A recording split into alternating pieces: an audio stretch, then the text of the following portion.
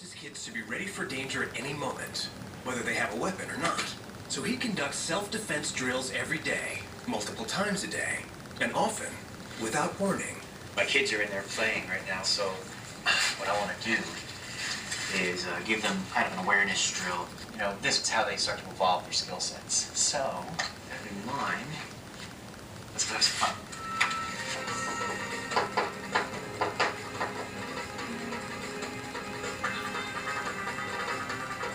Hands in the air! Hands in the air now! What do you do? Both hands. Both hands. Get on down! Get on down! All right. All right, good. Not bad. Yeah, now how bad for a 2-year-old? I get moments where people think that I'm crazy or too far gone all of the time. Is it all worth it? Yeah. Wouldn't trade it for the world. Michael Douglas is determined to prepare his entire family for an overpopulated world. But is his reluctant 12-year-old son, Ryan, ready? Right, so are you up for it? I guess so. I want to know, I guess so, yes or no? Next, Michael puts him to the prepping test of his life. 3, 2, 1. Michael James Patrick Douglas is preparing for overpopulation to decimate our planet's resources and change the way we live forever.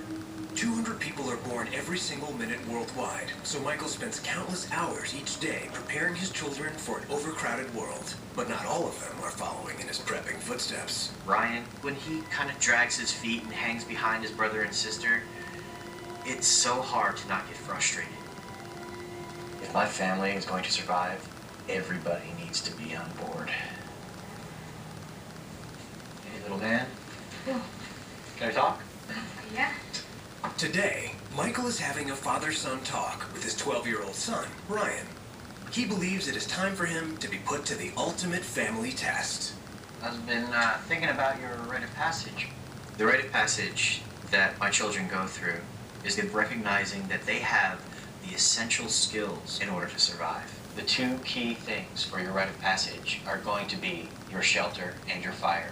If overpopulation causes food and water shortages, Michael believes his family may have to seek out resources further from home. But hunting and gathering on foot during the Maine winter, when temperatures can reach 50 below zero, could be life-threatening.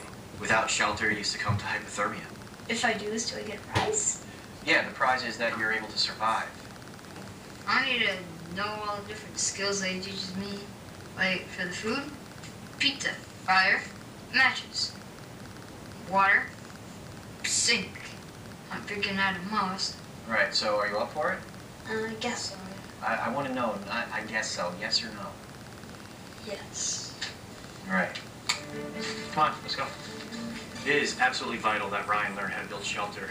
It is the first priority in physical survival. Michael wants Ryan to build a shelter without relying on store-bought prepping tools. Instead, he'll have to use just what he can find in the woods. A lot of preppers get so infatuated with new toys. They're temporary conveniences that will eventually rust, fall apart, break, get lost. We're gonna need some ribbing, so gather these stout branches, okay? As many as you can get.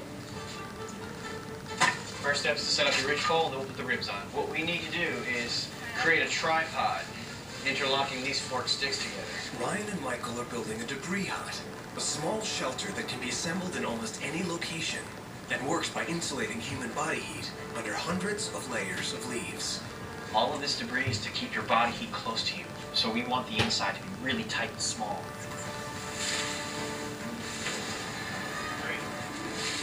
Once you get enough leaves, you're going to be able to stay warm well below freezing, and nothing but a pair of shorts and a t-shirt. Inchworm yourself in. Knowing that shelters like this could one day save his life, Michael spends an average of 40 nights a year constructing and sleeping in debris huts. Okay, here we go. He can assess how weatherproof they are with one simple foolproof test. 3, 2, 1. Any leaks or drips? No? Come on out, let's see what you look like.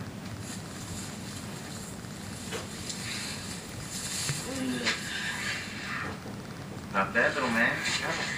Ryan has successfully proved that he can build a shelter, but to complete his rite of passage, he will have to show his dad that he can create light, warmth, and heat to cook the day's hunt.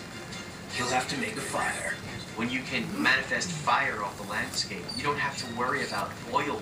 Fire equals cooked food, light, warmth.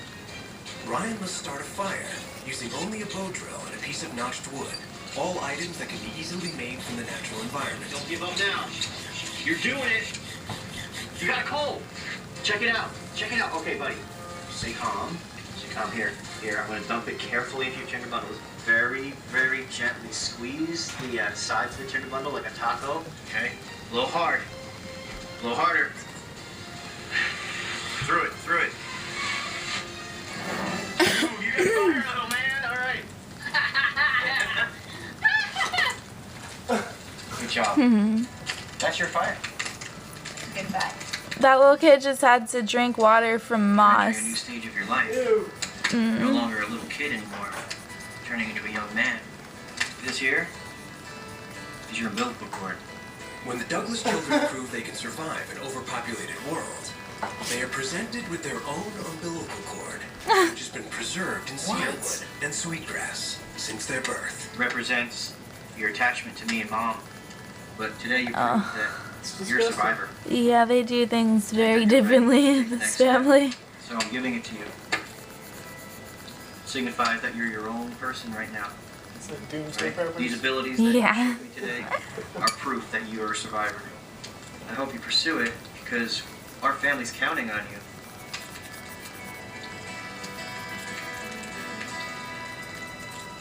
Those poor kids. When it hits the fan, our family's plan is not to survive, but to thrive. Sir Thrive. Michael, the experts, practical preppers, believe that being accustomed to living off the land puts you way ahead of the preparedness curve. It will be invaluable to you and your family. However, given the climate in Maine, we are concerned what food you are able to grow during the winter months. The point about our food shortcomings through winter, spot on. Since the departure of the Nat Geo film crew, we've emphasized endurance training, strength training, and conditioning to include acclimatization in harsh environments. While the Earth's population has more than doubled since 1959, the United Nations predicts that growth will begin to slow in the next century and level at 10 billion by the year 2100.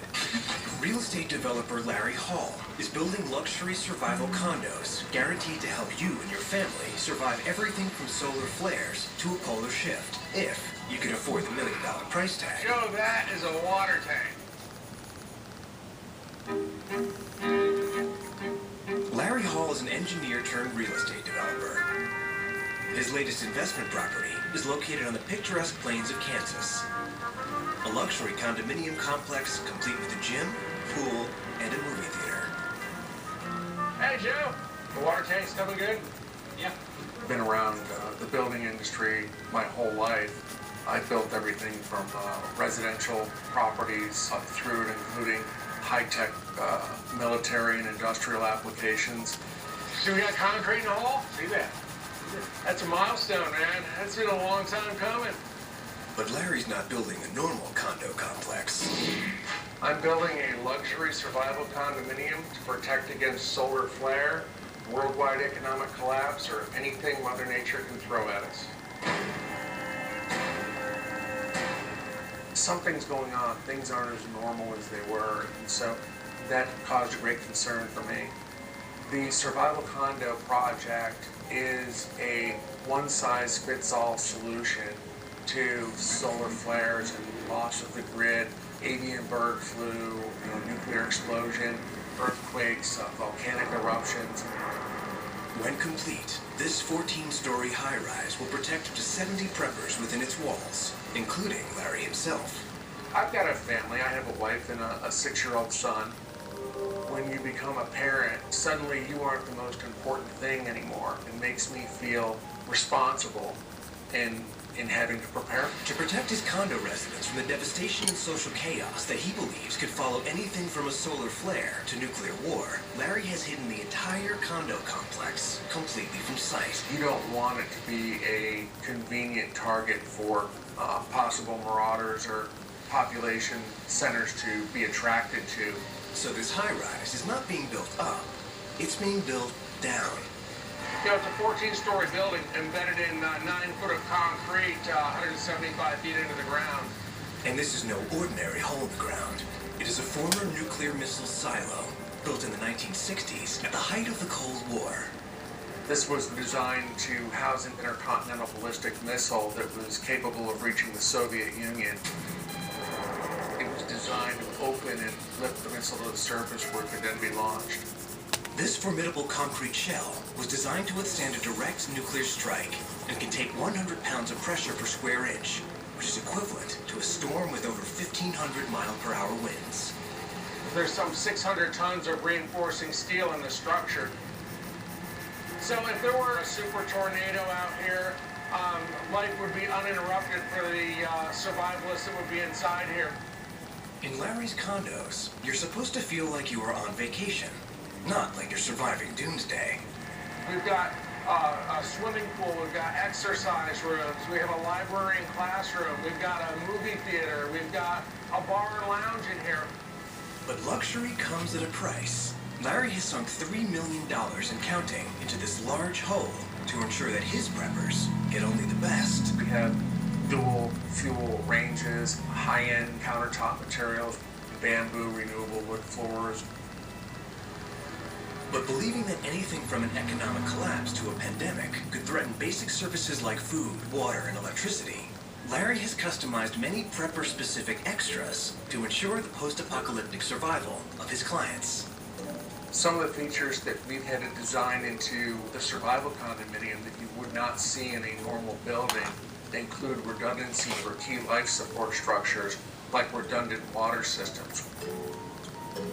This morning, on my way into the water tank manufacturer. The average American uses a staggering 100 gallons of water each day, enough to fill 1,600 drinking glasses. So if an earthquake, tsunami, or nuclear war cause the country's water supply systems to break down, Larry has a backup plan. Wow! Now, Joe, that is a water tank. That's what you ordered. Planning on furnishing with several drinks of water, and I believe that will do the job. The 25,000 gallons of water stored in these tanks is enough to fill a small swimming pool. And if rationed, Larry believes it will allow his 70 prepper residents to survive safely cocooned in the missile shaft for several months. With the threats that are out there, a lot of these investors really wanted to have 25,000 gallons as a minimum buffer, and this gives them a reservoir that's independent of everything else, regardless of what happens to any other supply. So It'll probably be ready for installation within the next couple of weeks. that puts a lot of minds at ease.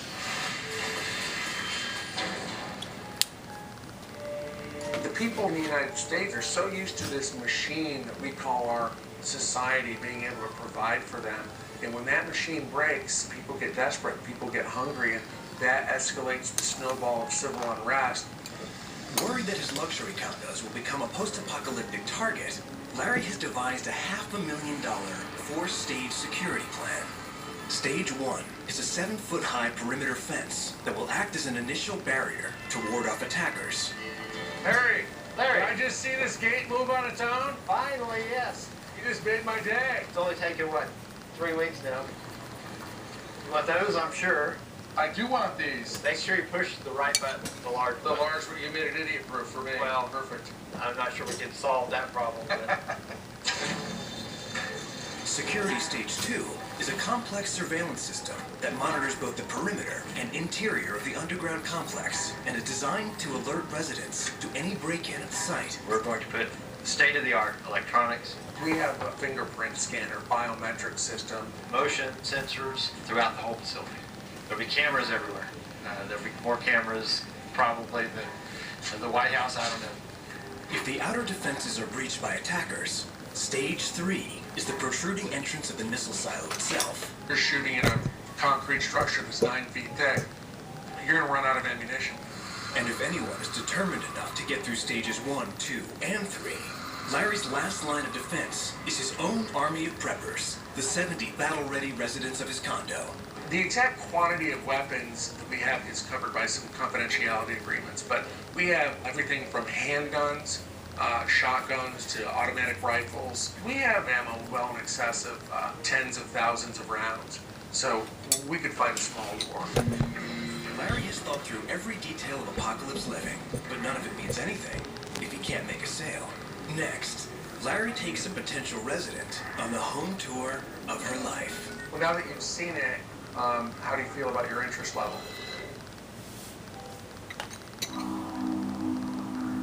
On the windy plains of Kansas, real estate developer and engineer Larry Hall is building a luxury apartment building for an unusual clientele, preppers who want to escape the end of the world. The people that are contacting us are concerned about a global economic collapse, a terrorist threat, the climate change wiping out the majority of our food production, a pole ship, a meteorite or comet strike. We've gotten everything here, and this facility is not just a single event type thing.